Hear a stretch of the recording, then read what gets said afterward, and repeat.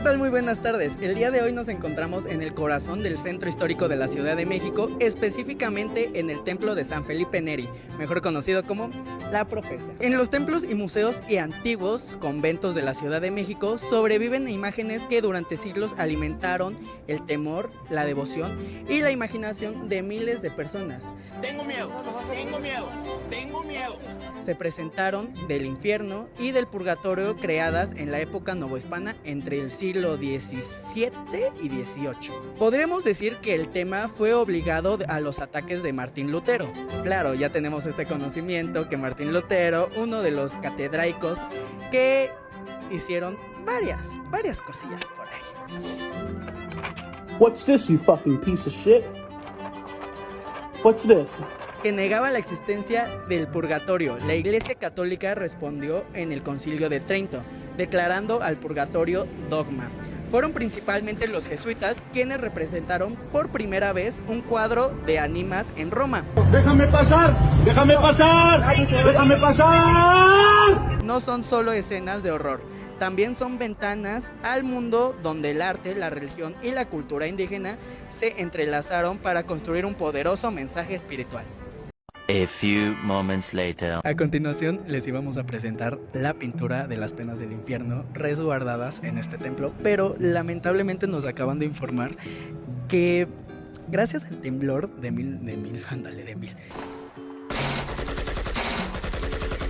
Gracias al temblor del 2017 sufrió un par de daños el lugar donde se encuentra. Entonces ahorita no está abierto al público y la pintura se encuentra en resguardo. Por más que insistimos en que nos la mostraran, aunque sea un cachito, no se pudo hacer mucho. Pese a ello, la pintura se estará mostrando a continuación gracias a la bella tecnología del siglo XXI. En el pasado, la vida tenía una fuerte connotación sagrada, ligada con una carga simbólico-religiosa que se intensificaba cuando se trataba de la muerte.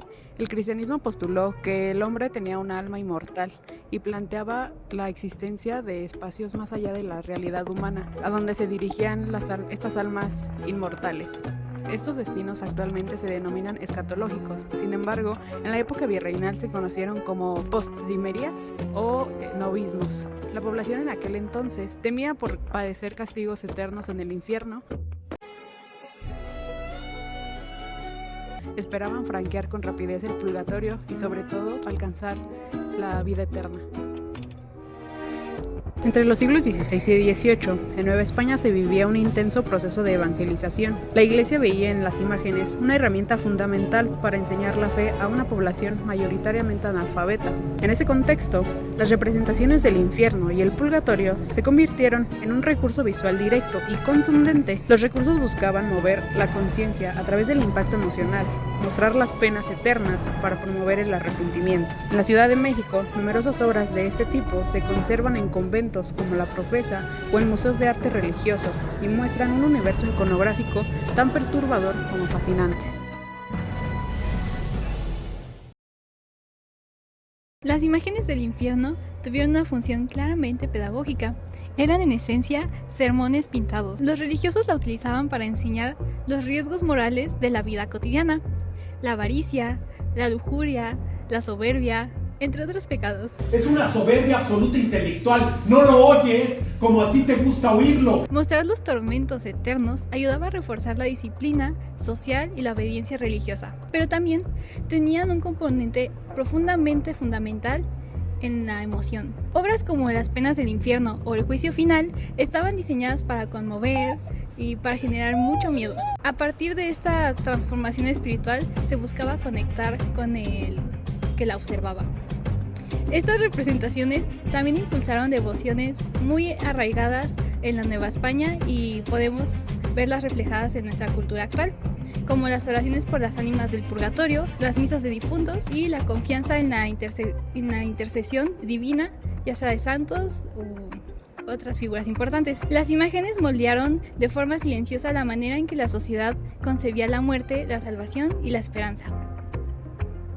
Las imágenes novohispanas del infierno y el purgatorio no solo son objetos artísticos o religiosos, funcionan como fuentes historiográficas, es decir, como documentos que nos permiten reconstruir y comprender la historia cultural, social y mental de la Nueva España.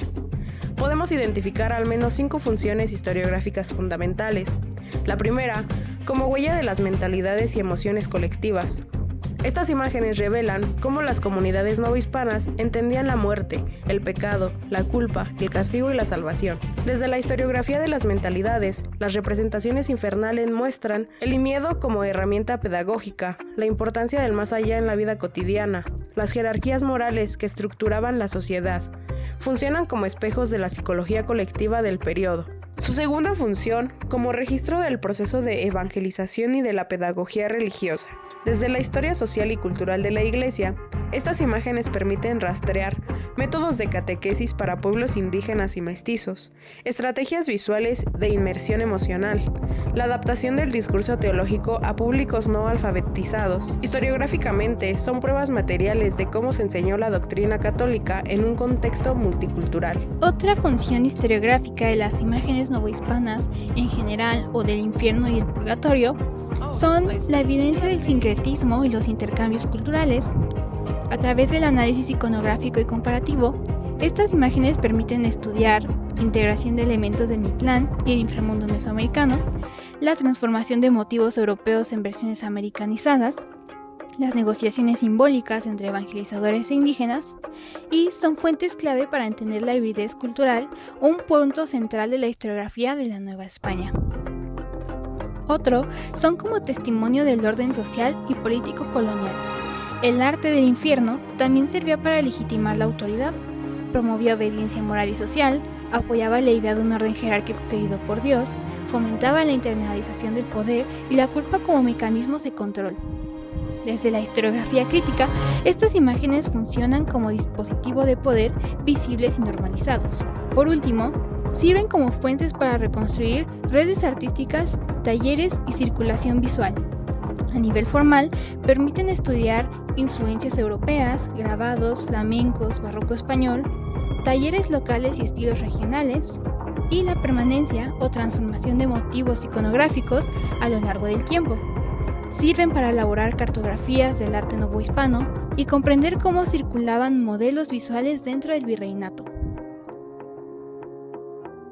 Las representaciones novohispanas del infierno y el purgatorio no son solo piezas de arte religiosos, son testimonios de un diálogo cultural profundo, donde se encuentra el imaginario europeo, las tradiciones indígenas y las necesidades de una sociedad en construcción. En ellas convienen el miedo y la belleza, el castigo y la enseñanza, lo sobrenatural y lo profundo del pensamiento humano. Al observarlas hoy, entendemos no solo cómo se veía el infierno, sino cómo la Nueva España comprendía el alma, la moral y el destino final de las personas. Estas imágenes siguen hablando y siglos después con una fuerza que trasciende el tiempo.